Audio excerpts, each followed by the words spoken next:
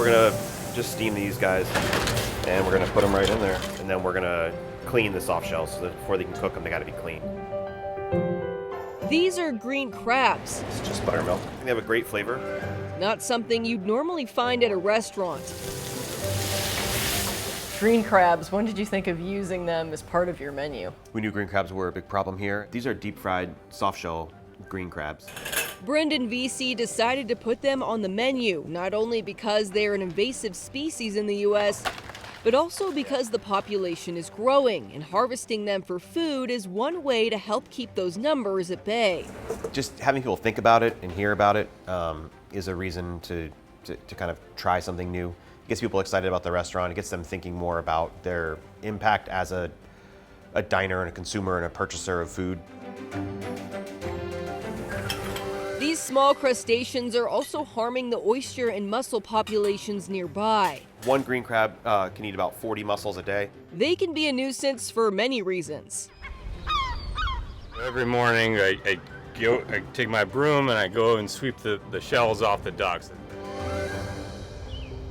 It's not just the green crab.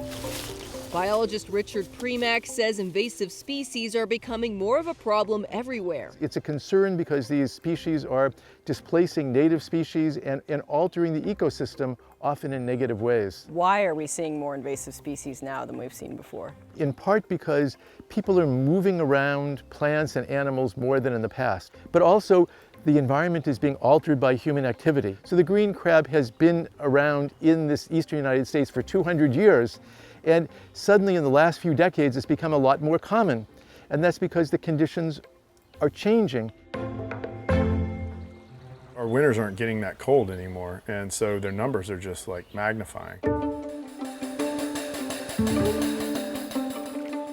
So Will Robinson took inspiration from other regions of the country. I was familiar with the lionfish effort that's been going on for years down in the Keys, and Asian carp in the Midwest, and they're turning towards, more and more towards local businesses, trying to get them to offer these, these delectable invasive species.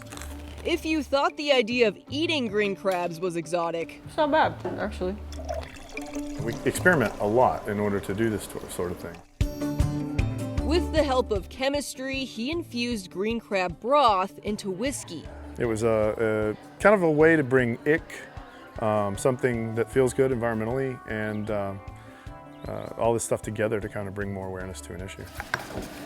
While Crab Trapper whiskey and elegant crab-featured dishes might not be for you, the hope of these local businesses is to educate more people on how they can help the immediate environment around them. We are not going to eat our way out of this problem, but maybe we can spread some information and someone else will come up with an interesting solution. In Portsmouth, New Hampshire, I'm Chloe Nordquist reporting.